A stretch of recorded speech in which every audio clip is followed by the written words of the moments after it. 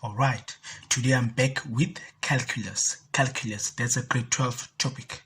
Right, calculus is a big topic, grade 12, right? It has three parts to it. There is the derivatives part, which I'll be doing today. There is the cubic functions, and there is the applications of calculus. All right, don't be afraid. It's a fairly easy topic. Just give it time and you'll see. All right, what are the derivative rules? Right, the first one is when you are deriving, there should be no brackets. Make sure that you expand, you don't have any bracket, right? That's the first one. The second one, make sure that there is no x under a fraction. There is no x under a fraction. You'll see shortly when I do the example. The third one, make sure that there is no x under a root sign, or there is no x under a square root, right? And another rule is that the derivative of a constant is equal to 0. What is a constant? A constant is a number without any variable attached to it, which means if you ever see that, for example, if we say we want the derivative of 5, what is 5? 5 is a constant. Now that is 0. Do you follow? I hope you do. All right. What are some of the uses of the derivatives? Why do we calculate the derivative? Number one, we use the derivative to find the gradient of the equation of a tangent. Again, we use the derivative to find the gradient of the equation of a tangent, right? Secondly, we use it when we calculate our turning points on any graph, right? Remember when we do our parabola, and you'll see when we do our cubic functions, whenever we are calculating the turning points, or as they are called stationary points, we will use the derivatives. All right. Now also when we are calculating the maximum and the minimum points, or the minimum and maximum value, we use the derivative. And lastly, when we are when we are calculating the rate of change, again we use the derivatives. I hope you get that. Now the symbol for the derivative, the first one is f prime x. Is f, then an apostrophe, and then x. We pronounce that as f prime x. I hope you get that. And we have y prime, and then we have dy over dx, and then we have dx bracket, and then we put in whatever that we are deriving. All this simple, it is to derive. So an examiner can either say to you, find f prime x, that's a derivative, or say y prime, that's still a derivative, or dy over dx or dx, that's all a derivative. All right, I hope you get all that. Now I want to show you how to derive. Yes, how to derive. There's a rule. The rule is, if you have f of x is equal to xn, right, x to the power n, if I want the derivative of that, the first thing that I do is I multiply by the exponent. The exponent comes down. You see that the n was in the exponent as a power. Now it came down as a multiplication. That's the first thing you do. The second thing that you do is you minus 1. Do you follow? Which means if I had something like this, if I want to derive, okay, here's the example there. Here I've got x to the power minus 5. How do I derive that? Watch. So if you want f prime x, it is f prime x is equal to, we said the rule, you bring back the power, so I'll have minus 5 times x, which is here, then minus 5 again, minus 1. Do you see that? It is n, right? And then n minus 1, which means here I'll have minus 5x minus 5 minus 1, which gives me minus 5x power minus 6. To get that, another one here, if I want f prime x here, what do I do again?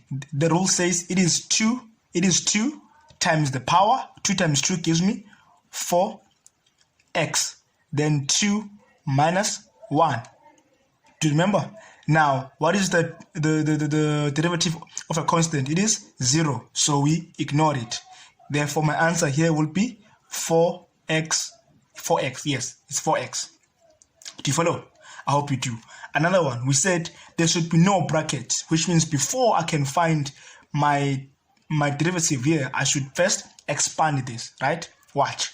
3x times x, I get 3x squared. Do you follow? Then 3x times minus 3, I get minus 9x. Minus 9x plus 2x, I get minus 7x. 2 times minus 3, I get minus 6.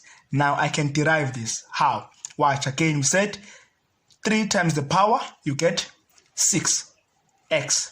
Then 2 minus 1, you get x power 1, which is same as x. Do you follow? Now, if I were to derive here, remember, if any variable without a power, it has a power 1, right? So which means here my power is 1. So 1 times 7 gives me minus 7. Now x, we say 1 minus 1, correct, gives me 0. So I'll have x 6x minus 7x power 0, right? Remember, the constant is ignored, right? The derivative of a constant is always 0, so I ignore that. Here, 6x minus, what is any number raised to power 0? It is same as 1, which means I have 6x minus 7 times 1, which is 6x minus 7. I can ignore the 1. Do you follow? I hope you do. Another one, we said there should be no x under a fraction. Do you follow? Here I've got an x under a fraction. Before I can find the derivative, the first thing that I must deal with is the x. I must take the x to the top, which will give me 2x minus 1. Do you follow? Now I can find the derivative here. This is not a derivative. The derivative is, again, 2 times minus 1 gives me minus 2. Then x minus 1, remember again, minus 1. Ne? You'll get minus 2x minus 2. Do you follow?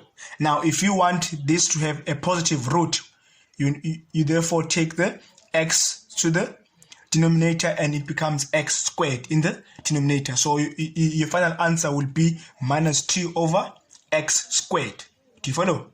I hope you do. And another one here, if we were to do this one, if I want my derivative here again, it is minus 5x minus 5 minus 1, I get minus 6 plus, right? Plus, I'll have minus 4 again. Do you remember?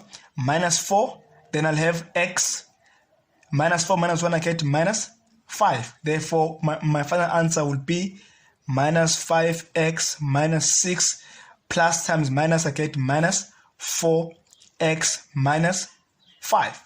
Do you follow? I hope you do. Now, the last one, I said there should be no root. There's no x under a root, right? Here I've got f of x is equal to root x. All right, watch. Remember, any square root is same as x power half. Do you follow? Now, can I find a derivative here? Yes, I therefore say f prime x is equal to, again, it should be half x, then I've got half minus 1, right? Which will give me, my final answer will be half x, half minus 1, I get minus half, right? That's my final answer. I hope you get that. Now, let me show you something, how to derive from first principles. Our last session for the day, how to deriving from first principles. Do you follow? Now, there's quite a number of steps to do that. Now, the formula which is in your formula sheet, in your paper, you'll have f prime x is equal to f of x plus h minus f of x, lim h approaching 0, right? This is all over h. Now, there's a mark for putting in the formula. Even if you don't know what to do, just put in the formula, you'll get yourself a 1 mark, right? Now, I gave you a function here. I said f of x is equal to 2x squared plus 4. That's a function that I gave you, right? Now, if I were to derive from first principles, I use that formula to put in this. So I say substitute first. What do I mean by that? Which means where there is x, you put x plus h. Watch now. Which means the answer there will be is equal to, right? I've got 2 here. Where there's x, you put x plus h. So x plus h all squared, right? Plus 4. The formula says minus f of x. What is f of x?